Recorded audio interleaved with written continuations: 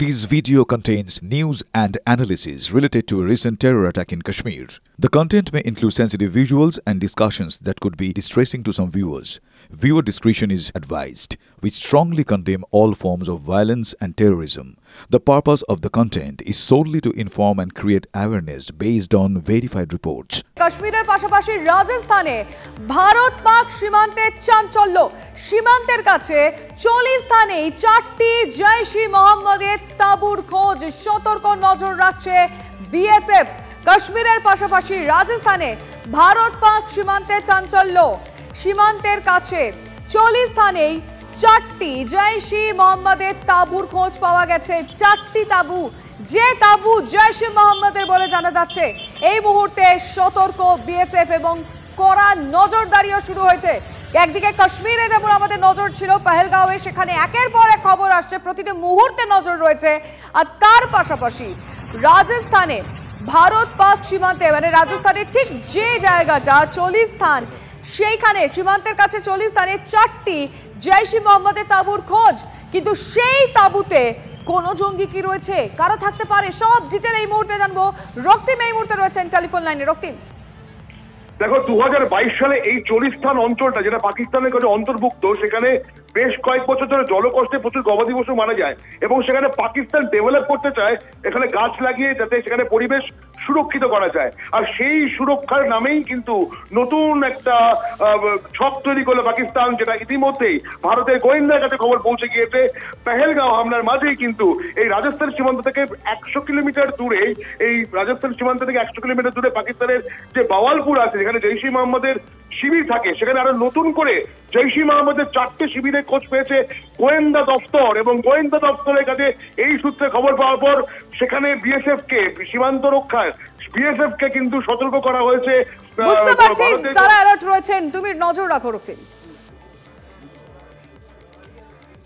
রাহুল গান্ধী আনন্দনাগে তিনি আজ যান সেখানে হসপিটালে যারা জখম তাদের সঙ্গে দেখা করেন এবং তারপরেই তিনি সাংবাদিকদের মুখোমুখি হয়েছেন। কি বলছেন শোনাই আপনাদের।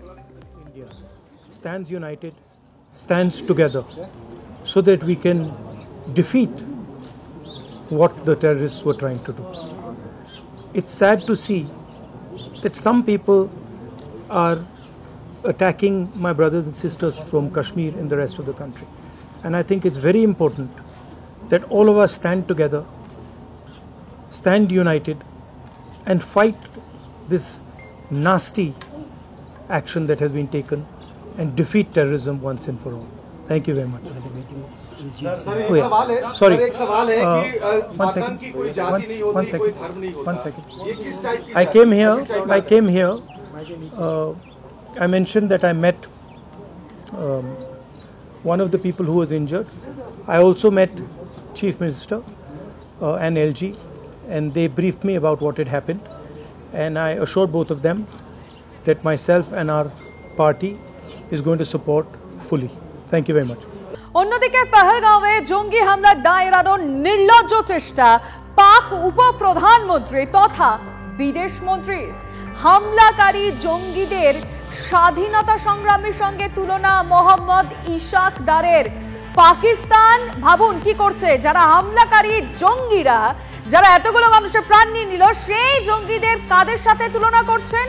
স্বাধীনতা সংগ্রামীর সঙ্গে মোহাম্মদ ইশাক দারের এই তুলনা। আর সেই সঙ্গে তার আরো দাবি রয়েছে পেহেলগাঁওয়ের ঘটনায় পাকিস্তানের কোনো যোগ নেই। যদি ভারতের হাতে পাক যোগের কোনো প্রমাণ থাকে তা বিশ্বের সামনে তুলে ধরুক। একদিকে যখন পাকিস্তানের বিদেশমন্ত্রী নির্লজ্জের মতো পেহেলগাঁওয়ের ঘটনা থেকে হাত ধুয়ে ফেলছেন, তখন পাকিস্তানের মাটি থেকে বিস্ফোরক দাবি উঠছে যে পাক সেনা প্রধান তার নির্দেশে আইএসআই এই হামলা চালিয়েছিল পেহেলগাঁওতে। এই যে নৃশংস হত্যালীলা, তা হয়েছিল পাক সেনা প্রধানের নির্দেশে আইএসআই এর মদতপুষ্টিতে। এমন বিস্ফোরক দাবি উঠে আছে, যেরকম আপনাদের বললাম যে খাস পাকিস্তানের মাটি থেকেই পাক সেনা প্রধানের নির্দেশেই এই আইএসআই জঙ্গি হামলা চালায়। পাক সেনার অবসরপ্রাপ্ত মেজর আদিল রাজা তিনি এই বিস্ফোরক অভিযোগ করছেন। তিনি অভিযোগ করছেন যে পাক সেনা প্রধান আসিম মুনির তার নির্দেশেই আইএসআই জঙ্গি হামলা চালায় এই পেহেলগাঁওতে ভাইসারানে। হাঁটু কাঁপছে পাকিস্তান। এবার আমেরিকার মধ্যস্থতা চাইল ইসলামাবাদ। দুই দেশই পরমাণু শক্তিধর, যুদ্ধ হলে পরিণাম ভয়ঙ্কর হবে আশঙ্কা প্রকাশ করে আমেরিকার মধ্যস্থতা চাইলেন পাক প্রতিরক্ষা মন্ত্রী। পাকিস্তানের কাছে এখন উপায় কি আছে বলুন তো? আমেরিকার মধ্যস্থতা চাইছে ইসলামাবাদ, কারণ একটা বিষয় খুব ভালো করে বুঝে নিয়েছে ইসলামাবাদ, দুই দেশই পরমাণু শক্তিধর। যদি যুদ্ধ হয় তাহলে ইসলামাবাদের অবস্থা কি হবে বুঝতে পারছেন? ভয়ঙ্কর পরিণাম। আশঙ্কা প্রকাশ করে আমেরিকার মধ্যস্থতা চাইলেন পাক প্রতিরক্ষা মন্ত্রী।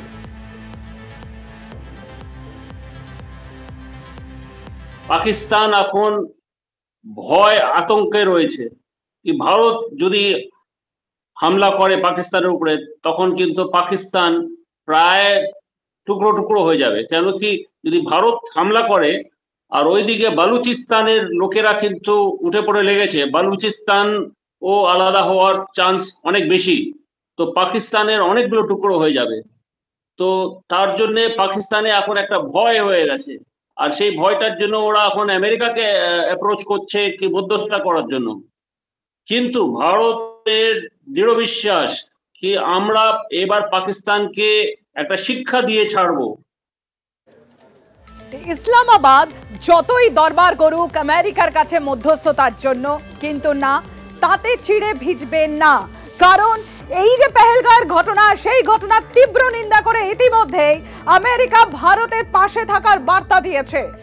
ইতিমধ্যে মার্কিন বিদেশ মন্ত্রকের তরফ থেকে বলা হয়েছে যে না, কোনো সন্ত্রাসবাদ, কোনো জঙ্গি কার্যকলাপ বরদাস্ত করা হবে না।